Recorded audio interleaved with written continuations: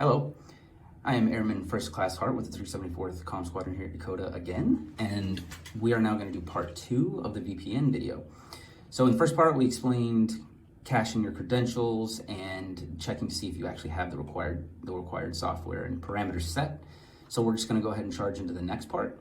If you need a refresher on those, just go ahead and watch the first video. So we're assuming I have gone home, I have cached my credentials, and I'm currently sitting at my desk at home ready to start teleworking. So the first thing you're going to do is click the Wi-Fi symbol and connect to your commercial Wi-Fi, your home Wi-Fi, whatever it is, it's your Wi-Fi. This is JG Wi-Fi. This is the Wi-Fi we use here at the Comm Squadron, but obviously yours is going to be whatever yours is.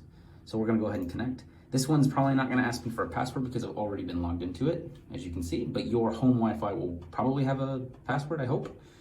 But once you have connected, you're going to go ahead and choose your VPN. So keep in mind that the old VPN is going to go away eventually. The old VPN being the white icon with the blue Air Force logo. It is going to go away eventually. They are keeping it for contingency purposes because the new one is getting a lot of traffic, and they're keeping this one up to kind of alleviate that traffic, but this is going to go away. So you're going to want to use the new one and then only use the old one if you absolutely have to, if you're having issues with the new one. So we're going to start with the new one. The new one is really just as simple as double clicking, and it should actually automatically be connecting if it's the very first time you've opened it, and it's going to look pretty much exactly like this. It's going to be connected to this global USAF VPN, and it's going to be automatically connecting, and that's actually fine. Everything is set the way you want, and it should work automatically. So you're going to get the terms of service splash page, and it's basically telling you that your connection can be monitored, what you can and can't do on the network, blah, blah, blah, blah. Go ahead and hit OK, and it will take a second for the CAC pin to pop up. And you are going to select the authentication cert. Hit OK, and then wait a few seconds again, and you're going to go ahead and enter your pin. Once that's done, this little screen is going to authenticate your cert, and it's going to go away. This will also eventually go away. Now, this has taken some time for us here at the Comm Squadron during testing because we're on a network that a lot of people are on, so it can take a very long time at least for it to connect. And we've heard some customers having a similar experience, but other customers we've had come in and they're in about 30 seconds. So just keep that in mind. You might have to wait a little while. But if this screen goes away, which it will, and that's a good thing, that means it's doing what it's supposed to do, that doesn't necessarily mean that it is in fact already connected. When it does go away, you're actually going to want to double click back on the icon. It'll pop back up and it will actually tell you what it's doing. If it says connected, you're good, but it's probably going to say performing domain logon, and it's going to go through a few more things. And like I said, sometimes it does take a good long while, so I'm not going to sit here and wait. But really, all you should have to do for the new one is double click, and it will automatically load, and you're done. So we're going to go ahead and disconnect. If for any reason you have issues with the global, you're going to go ahead and disconnect and change server, and this is your server list. There's only 4 other options, which would be Hickam, WritePat, Scott, and Ramstein, at least at the time of the making of this video. But you do want to stick to the global one. That is the recommended one. It does search for the best option for you automatically. But if you need to, you can select whichever one works. And I definitely recommend selecting whichever one works, but the global one should work for you. And then you just go ahead and hit connect when you've selected. And that's all there is to the new VPN.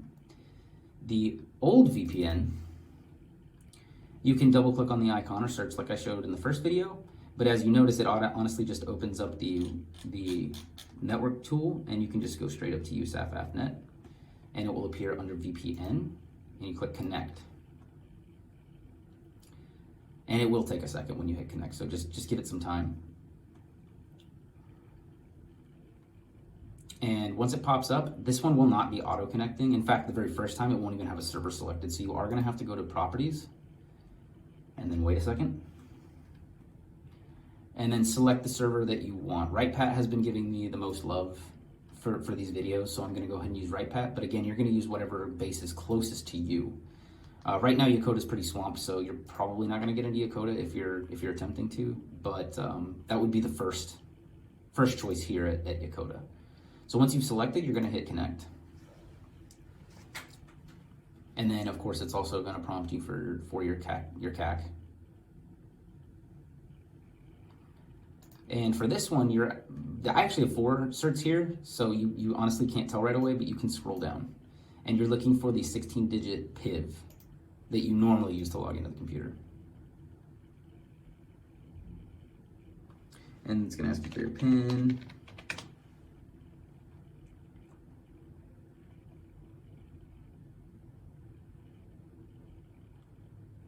And then we're gonna wait, of course. And then eventually it's gonna hit you with this as well, the terms and services, which tells you, again, your connection can be monitored and what you can and can't do and blah, blah, blah, blah. Hit OK and you're connected and you're good to go. Now the good thing about the old one is you don't have to re-click back onto it to see if it's actually connected, because once it's connected, you're good to go. But that's all there is to the VPNs. You just double click them, pick your server and connect them. That's all there really is to it. When you're done with this, you can just hit disconnect and you're good to go. But that's all there is to VPNs. Just a quick reminder, make sure you find if you actually have these and make sure your Wi-Fi is enabled, and then you're just gonna cache yourself by logging in at work and disconnecting your Ethernet cable. So this has been a quick tutorial on how to use the VPNs. Please have a good day.